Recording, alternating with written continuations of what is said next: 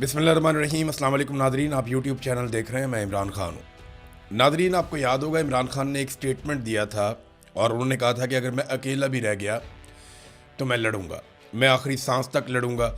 इस लड़ाई में अगर मैं अकेला बच गया तो फिर भी मैं मुकाबला करूंगा, मैं पीछे नहीं हटूंगा। ये इमरान खान ने क्यों कहा था? आप गौर कीजिए, पाकिस्तान में बहुत सारे सियासतदान गुजरे हैं। ये बात कभी आपने बेनज़ीर भुट्टो के मुंह से नहीं सुनी, जरदारी के मुंह से नहीं सुनी, नवाज शरीफ के मुंह से नहीं सुनी, क्योंकि उन सब की लड़ाई सियासी थी। वो सारे ये जानते थे कि पब्लिक उनके साथ होगी तो वो लड़ाई लड़ेंगे।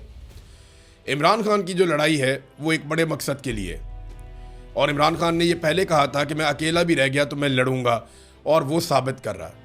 अब अमली तौर पे अगर मैदान में कोई आदमी बचा है जो डट कर सामना कर रहा है तो वो इमरान खान है। बाकी लोग आवाज़ उठाते हैं, जोर लगाते हैं, कोशिश करते हैं, लेकिन इसके बावजूद कोई और रास्ता बचा नहीं इमरान खान के पास कि वो इस रजीम के खिलाफ लड़े या इसके साथ डील करे। अब दो ही चीज़ें रह गई है ना, इमरान खान के बाहर आने का कोई तीसरा रास्ता तो है नहीं।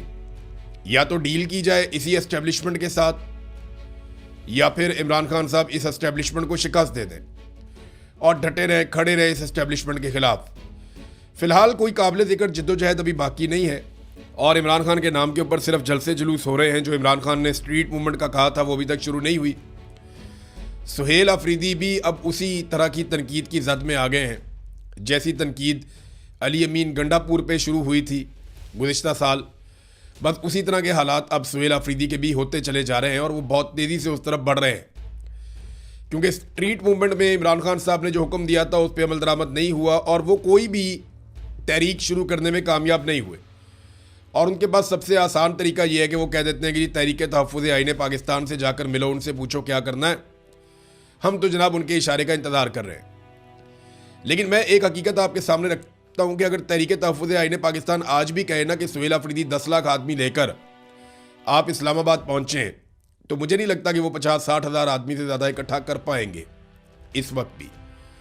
उसकी वजह यह है कि वो मोमेंटम जो गलियों में बनना था, चौक चौराहों में बनना था, वो मोमेंटम खैबर पख्तूनख्वा की लेवल तक भी पाकिस्तान तहरीक इंसाफ नहीं बना पाई। हाँ, जलसे हैं, तहरीक इंसाफ सबसे बड़े जलसे कर सकती है, माजी में भी करती रही है, इमरान खान के नाम पे लोग निकलते हैं, लेकिन जिस स्ट्रीट मूवमेंट का इमरान खान ने कहा था वो नहीं है ना। देखिए, इसीलिए अब मुराद सईद जैसा आदमी जिसने काफ़ी अपने आप को होल्ड करके रखा, वो बोलने पर मजबूर हो गया।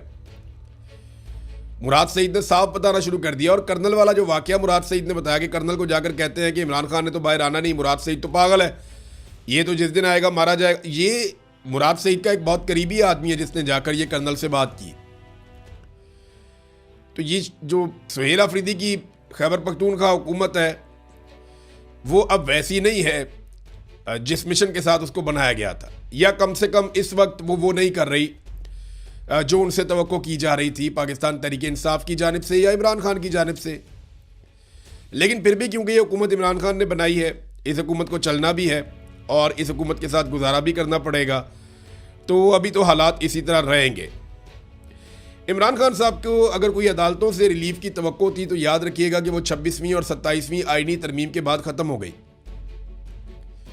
मैंने कई मरतबा आपको ये कहा था 26वीं और 27वीं आईनी तरमीम से पहले कि जिस दिन अदालतों में ये केस जाएगा उस दिन ये रद्दी की टोकरी में जाएगा, चाहे वो अलकादर वाला हो, चाहे वो तोशा खाना वाला हो, चाहे वो इद्दत वाला हो। इद्दत वाला तो गया ना, रद्दी की टोकरी में गया, साइफर वाला भी गया, रद्दी की टोकरी में गया। लेकिन ये बड़े बड़े मुकदमात जो ख़त्म हुए रद्दी की टोकरी में गए, ये 26वीं और 27वीं आईनी तरमीम से पहले गए। 26वीं और 27वीं आईनी तरमीम के बाद जो अदलिया के साथ कर दिया गया, यानी 6 ऐसे जजेस थे जिन्होंने कहा कि पाकिस्तान की एजेंसियां हमें तंग कर रही हैं, हरासा कर रही हैं।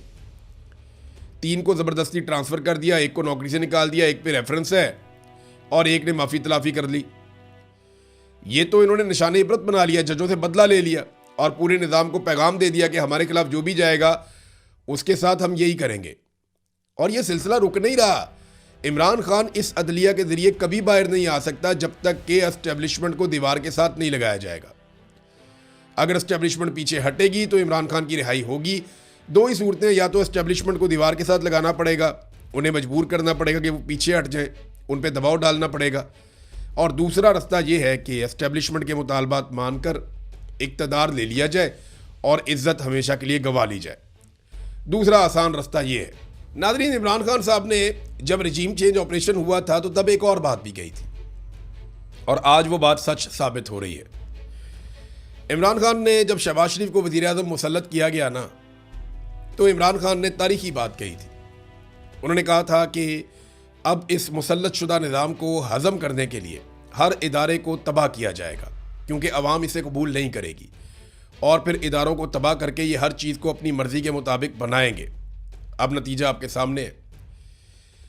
पाकिस्तान का जो सबसे बड़ा इदारा माना जाता था, पाकिस्तान की मिलिट्री, उसको भी तबाह बर्बाद कर दिया गया। जिस तरीके से आर्मी चीफ की एक्सटेंशन का तरीकाकार बदल दिया गया, जिस तरीके से उन्हें ताहयात इस्तिस्ना दे दिया गया, जिस तरीके से उसको सियासत के अंदर इन्वॉल्व कर दिया गया, और अब तो बड़े फ़ख्र से सीना ठोक कर कहा जाता है कि हाइब्रिड निज़ाम चल रहा है, जर्नैल और सियासतदान मिलकर मुल्क को चला रहे हैं। इमरान खान ने जो कहा था वो हमने होता हुआ देखा, अदलिया के साथ, पुलिस के साथ, ब्यूरोक्रेसी के साथ। तो तमाम जगह पे हमने वो तबाही अपनी आंखों से देखी। PIA जैसा इदारा जो है, इन्होंने ओने पोने बेच दिया। तो क्योंकि ये तब्दीली बड़ी खौफनाक थी, इस रजीम को मुसल्लत किया गया था और क्योंकि ये हज़म नहीं हो रहा था किसी को, तो उसे हज़म करने के लिए इमरान खान ने जो जो कहा वो हमने अब होता हुआ देखा। देखिए, ये अवाम से बदला भी लेते हैं, अवाम का मजाक उड़ाते हैं, फिर इंजॉय भी करते हैं।